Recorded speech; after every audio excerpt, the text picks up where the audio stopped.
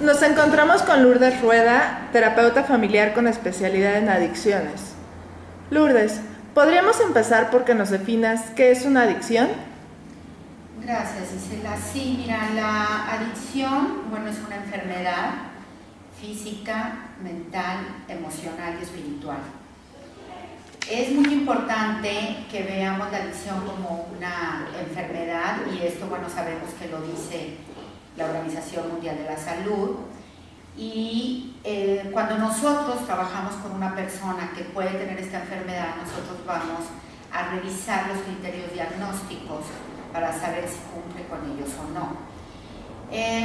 De los criterios, bueno, pues hay 7 criterios y no voy a hablar de ellos porque creo que no es la finalidad, pero sí es importante que tengamos idea de, para mí, 3 que son muy importantes. La tolerancia, que es requerir mayor cantidad de sustancia para obtener el mismo efecto.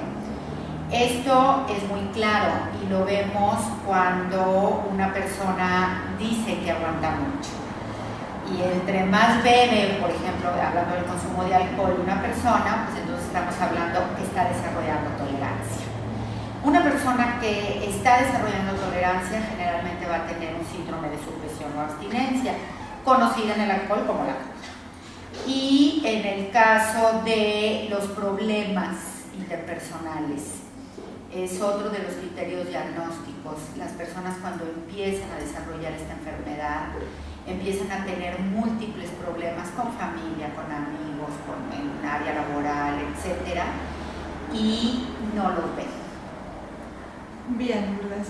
Ahora, ¿de qué manera puede afectar un proceso adictivo de un familiar cercano en el desarrollo de un menor? Por ejemplo, un padre o una madre. Bueno, mira, este para mí es un tema central en adicciones. Cuando un niño nace y crece en una familia tóxica, hay que ponerle especial atención. ¿Por qué? Porque no es lo mismo que un adulto se case a los 30 años con una persona que tiene la enfermedad y empiece su relación con la enfermedad a la adultez, a un niño que en etapa primaria de desarrollo está viviendo pues lo que se vive en una familia tóxica. Y este enfrentarse a crecer con una familia tóxica, ¿cómo daña al menor? ¿De qué manera, en qué áreas de su vida puede dañar? Bueno, mira, podríamos hablar, si este menor es concebido por una madre consumidora y esta madre consumió, vamos a hablar también de alcohol, durante la etapa de gestación, bueno, podemos hablar del síndrome de alcoholismo fetal. Y ahí lo tenemos muy claro, hay ciertos rasgos físicos con los que estos niños pueden hacer, como son labios leporinos, paladares hendidos, los ojos chiquitos y muy separados. O sea, llega a ser un rostro como fácil, lo pongo entre comillas, de identificar. No hablemos, o es importante más bien hablar también del impacto que tiene en el área emocional. Este niño, no, sin importar aquí si es la madre o el padre el que pueda estar consumiendo, es un niño que no va a recibir el afecto que necesita. Este niño demanda afecto y no le es dado. ¿Por qué? Bueno, porque uno de los padres está consumiendo sustancia y porque el otro está consumiendo persona. Entonces este niño es no visto. Bien, con esto que compartes, podríamos decir que el niño puede volverse vulnerable en un futuro a tener también una adicción. Sí, mira, en general los teóricos que hablan de esto van a poner esto como este elemento como un factor de riesgo de manera importante, ¿no? Tener un familiar cercano que consume o que tiene esta enfermedad es un factor de riesgo. Claudia Black, que es una norteamericana que nos habla, tiene muchos años trabajando con esta población, nos dice que en Estados Unidos de 10 alcohólicos, 6 son hijos de alcohólicos. Te digo, a nivel personal yo tengo, bueno, siempre, yo sé que las estadísticas nos dicen muchas cosas reales, o sea, nos dan datos reales, pero también creo que muchas veces esto puede ser el mejor de los factores protectores. Ya hablando de lo que vuelve vulnerable a un niño, ¿qué tipo de adicciones o a qué se puede enfrentar el niño ya con todos estos eventos vulnerables, ¿no? Desde una familia tóxica, todos los factores que tú acabas de mencionar, ¿a qué se vuelve vulnerable el niño en cuanto a un consumo, por ejemplo? Bueno, mira, hay muchos datos, hay películas, etcétera, que nos pueden mostrar esto. Inclusive la autora de la que hablaba tiene un libro que dice "Eso no me sucederá". Y claro, a muchos sí les sucede. ¿Por qué? Porque sabemos que esto que no quiere repetir, bueno, por alguna razón se repite, ¿no? Sí, y no podemos olvidar que la etiología de esta enfermedad es multifactorial. La familia o un padre consumidor, por supuesto que es determinante, pero puede ser que consuma una sustancia, puede ser la misma o puede ser otra. Puede ser un trastorno obsesivo-compulsivo hacia cualquier otra circunstancia, porque podemos hablar hasta, bueno, de un trastorno alimenticio, de cualquier otro trastorno adictivo. ¿Por qué? Porque finalmente es la ansiedad la que está como, hay que cubrirla de alguna manera. Bien. Bueno, continuando, me surge la pregunta de ¿qué papel juegan los padres en la prevención de las adicciones? En este caso, pues hablando del menor.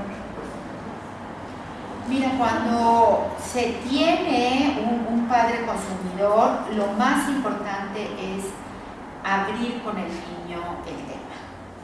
¿Sí? Hay muchas personas que dudan por la edad del niño y sin embargo se nos olvida que ese niño lo está viviendo. Yo creo que el primer paso sería hablar con el niño sobre esto. Hay que desestigmatizar la enfermedad de la adicción, porque tenemos temor de hablar. Es más fácil hablar de que podemos tener un familiar con diabetes o con presión alta, pero todavía decir que tenemos un familiar adicto todavía nos mueve. Creo que los padres o las familias que están en este lugar, lo que siempre es, bueno, la mejor sugerencia para mí es que ellos mismos cambien como el lente de ver esta enfermedad. ¿Para qué? Para poderle transmitir esto al niño. Bien, esto pensando en familias tóxicas. En el caso de las familias que no tienen o no viven de cerca este problema, ¿cómo puedo yo como padre o madre de familia prevenir en mi hijo un consumo?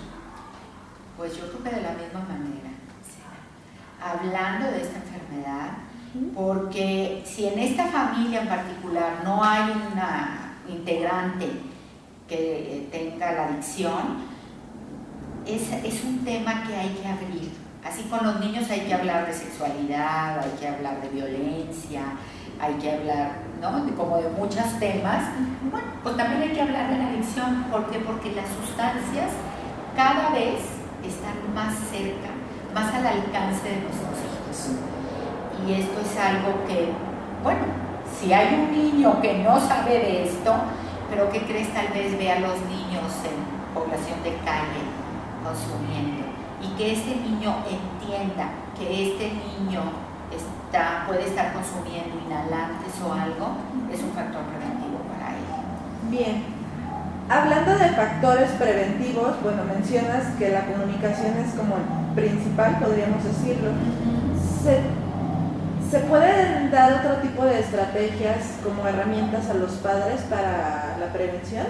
Mira, yo creo que la congruencia en una familia, esta parte de una familia funcional, por ejemplo, a nivel personal a mí también me hace ruido. Creo que todas las familias funcionamos muchas veces de cabeza o al revés volteado, pero sí, o sea, creo que todas las familias funcionamos y es muy importante también que los padres modelen en una congruencia, porque nosotros en los trabajos que hacemos de prevención, muchas veces los padres se tienen de memoria, se saben, y entonces dicen estos discursos, estos sketch, ¿no?, sobre el consumo con los hijos, y sin embargo a la hora que llegan a la consulta me puede decir un joven: ¿y por qué mi padre corre a mi amigo y yo no puedo correr a su compadre cuando se cae arriba de la mesa?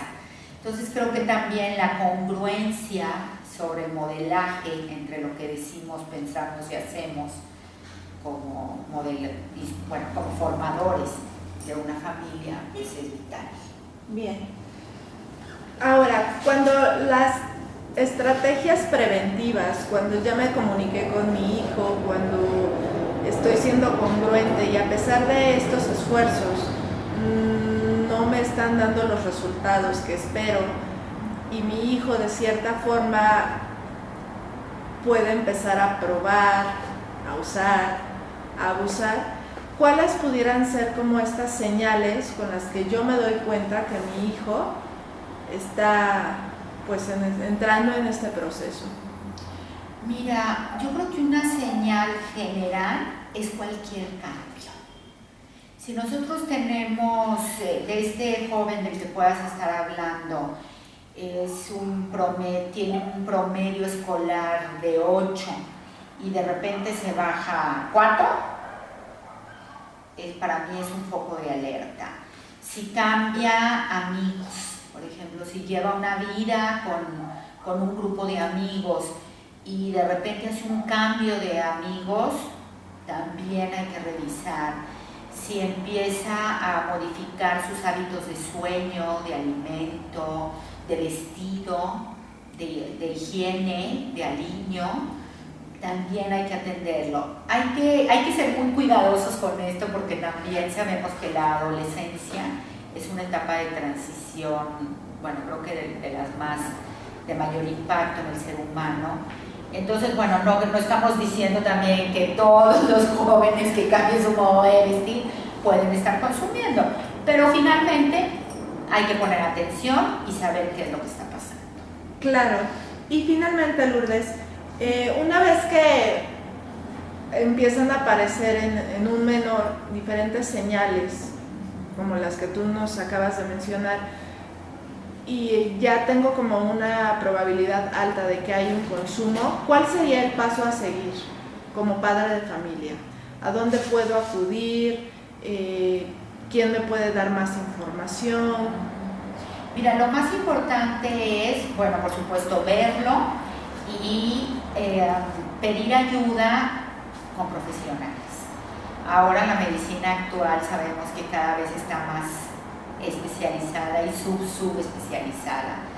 Entonces no es lo mismo ir a ver a un médico general que ir a ver a un especialista en adicciones, por decirlo de algún modo, en esta área. Hay centros de ayuda, pero siempre como las personas que están dirigidas a esto. Muchas veces las personas dicen: es que voy con un psiquiatra, pero van con un psiquiatra que no tiene el conocimiento en adicciones y bueno, hay dificultades. Lo importante es verlo y tomar cartas en el asunto, pidiendo ayuda, asesorándose con profesionales. Bien, Lourdes, pues sí, creo que por ahora sería todo. Te agradecemos tu tiempo. No, muchas gracias a ti, Cela. Buenas tardes.